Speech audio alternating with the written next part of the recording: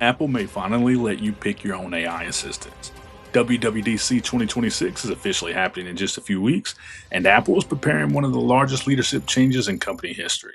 We've got Apple news, rumors, and one really interesting fact coming up. Welcome to the Fix Desk. Let's fix it.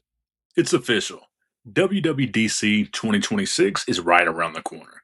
The official date, June 8th, and as we get closer, rumors are starting to heat up. One of the biggest right now, Apple may allow users to choose different AI models directly inside iOS.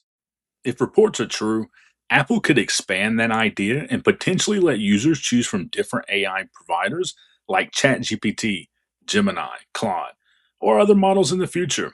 Honestly, it makes a lot of sense. Apple's always focused on user choice and privacy. And instead of trying to beat every AI company at their own game, Apple may focus on becoming the platform that connects them all together. Imagine opening Siri settings and selecting the AI model you actually want to use. That could completely change how we use our iPhones. What all can we expect at the event? It should give us our first look at iOS 27, new Apple Intelligence features, Siri updates, and potentially more AI integrations. This is one reason WWDC 2026 is becoming such a huge event. Another reason WWDC could be huge, this will be Tim Cook's last one as Apple CEO. He's reported to step down later this year. Apple hardware chief John Ternus is expected to take his place. Now, whether you love or criticize Apple, Tim Cook's impact on the company and technology has been massive. Under Cook, Apple became one of the most valuable companies in the world. We saw Apple Silicon, AirPods, Apple Vision Pro, and massive services expansion. So, this leadership transition is a huge moment for Apple. With this being Tim Cook's final WWDC as Apple CEO, you have to wonder if Apple has one more big surprise plan. Apple loves big moments, and there may never be a better time for one more iconic, one more thing. Now, let's jump into this week's rumor roundup. One of the biggest ongoing rumors still, Apple's foldable iPhone. Reports still suggest Apple's working on a foldable device, but one detail keeps coming up. Apple may use Touch ID in the power button instead of Face ID. And the reason could simply be space. A foldable design is much thinner internally, so fitting in full Face ID hardware inside the display may end up being too difficult. Current rumors suggest the foldable iPhone could start around $2,000, making it by far the most expensive iPhone Apple has ever made. Let me know in the comments below if you'll be buying one. Another rumor that won't go away is Apple's Siri overhaul.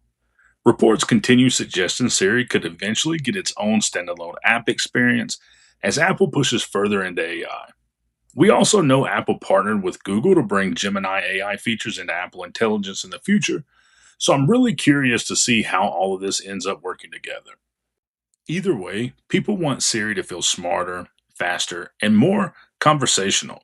Hopefully, WWDC gives us a much better look at where Siri is heading next.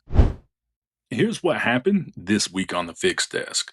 Monday's video covered 5 hidden iPhone features that most people have no idea exist. Wednesday is all about fixing a slow iPhone with 5 simple things you should do right now. So if you missed those videos, definitely check them out after this one. And if you're new here, this channel focuses on everything Apple, from simple iPhone fixes to Apple news and rumors, with new videos every Monday and Wednesday, plus a new episode of This Week in Apple every Friday. Now for this week's Apple of the Week, where we talk about cool Apple facts, Apple history, and important Apple updates that you should know, Apple's officially released iOS 26.5. So far, feedback seems to be pretty positive. A lot of users report smoother performance, fixes, and better overall stability. I've updated both of my devices and I've had no issues with either. So if you've been holding off on the update, now might actually be a pretty good time to go ahead and get your devices updated. And that's your Apple news for this week. Thanks for watching the Fix Desk. If you enjoyed the video, make sure to like, subscribe, and turn on notifications so you don't miss future episodes. And as always, I'll see you in the next one.